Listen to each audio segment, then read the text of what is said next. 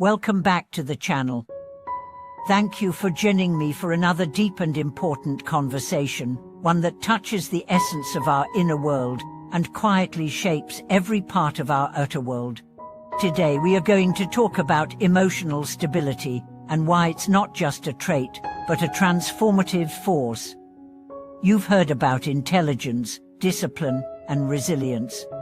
But what if I told you that emotional stability, the ability to remain calm, centered and grounded no matter what's happening around you, might be the most underrated and yet most powerful skill you'll ever develop? Think about it.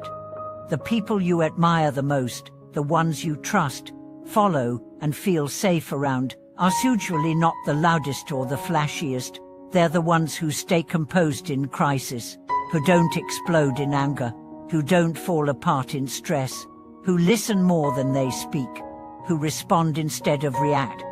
These are the people who hold space, lead wisely, and radiate a kind of quiet confidence that can't be faked. Let's explore what makes emotional stability such a defining characteristic, and how you can build it step by step. First, let's clarify what emotional stability is not. It's not being emotional. It's not suppressing your feelings or pretending everything's okay.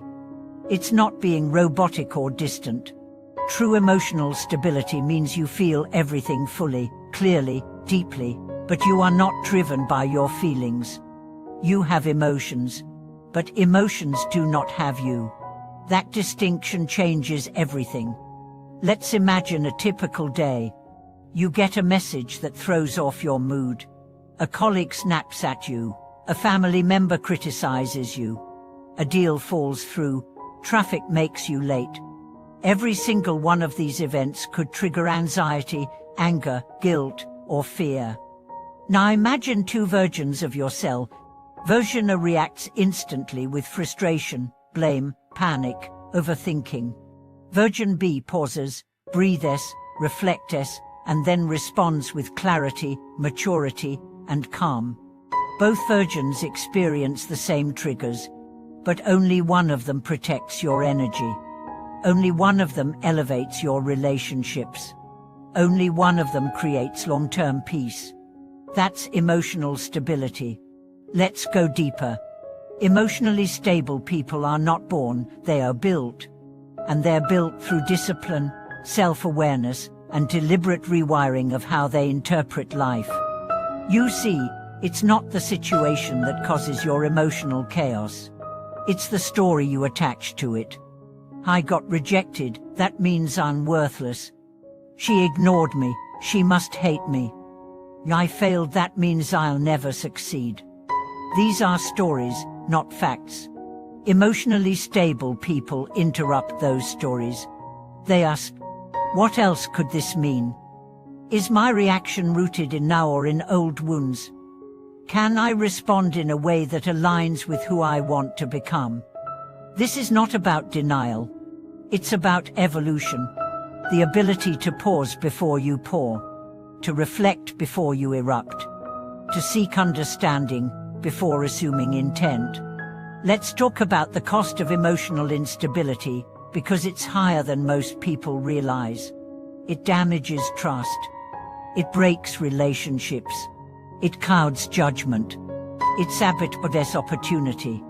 You can be brilliant, creative, driven, but if people don't know what version of you they're going to get on any given day, they won't invest in you, personally or professionally.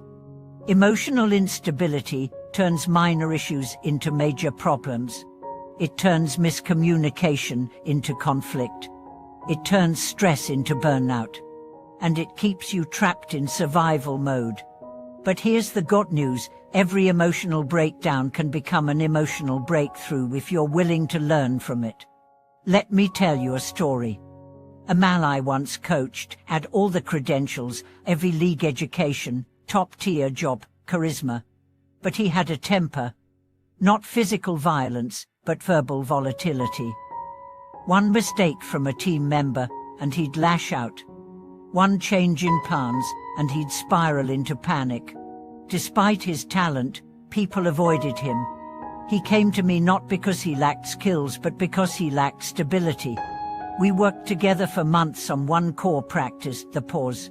Before every meeting, every email, every moment of stress, pause. Check the breath. Name the emotion. Ask the question, is my response coming from fear or from wisdom? He transformed.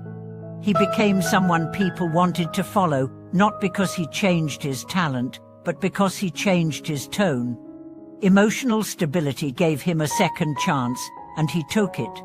You can too.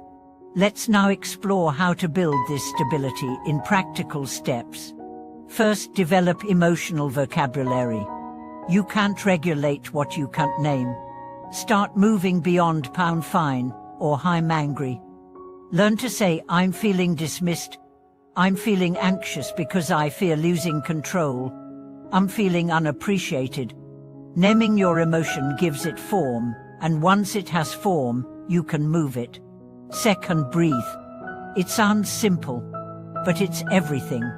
A deep breath activates your parasympathetic nervous system, the one that says, "You're safe, you're okay, you don't need to react from threat." 3 conscious breaths can change the entire course of a conversation. Third, practice the reframe. When something triggers you, ask, "What's the lesson here? What is this trying to teach me? Can I see this as feedback, not failure?"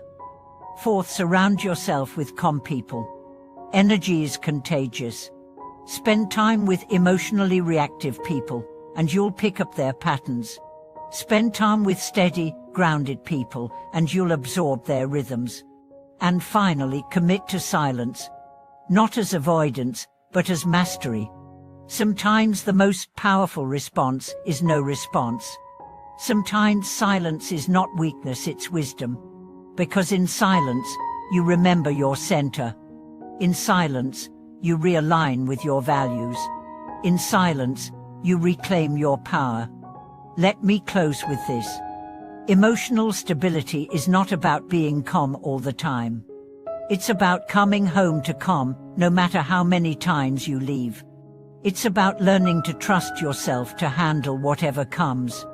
It's about becoming the kind of person who brings peace, not noise. Who diffuses tension instead of fueling it.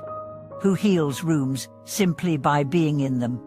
That's the kind of power emotional stability gives you. Not the power to control others, but the power to master yourself. Now I'd love to hear from you. Have you ever had a moment where you realized emotional instability cost you something, and what did you learn from it? Or have you witnessed the power of calm leadership in someone else? Share your story in the comments. And if this video offered insight or support, please like, subscribe, and share it. Emotional wisdom is not just personal, it's cultural. The more of us who live it, the more peace we bring into the world. Thank you so much for watching this video.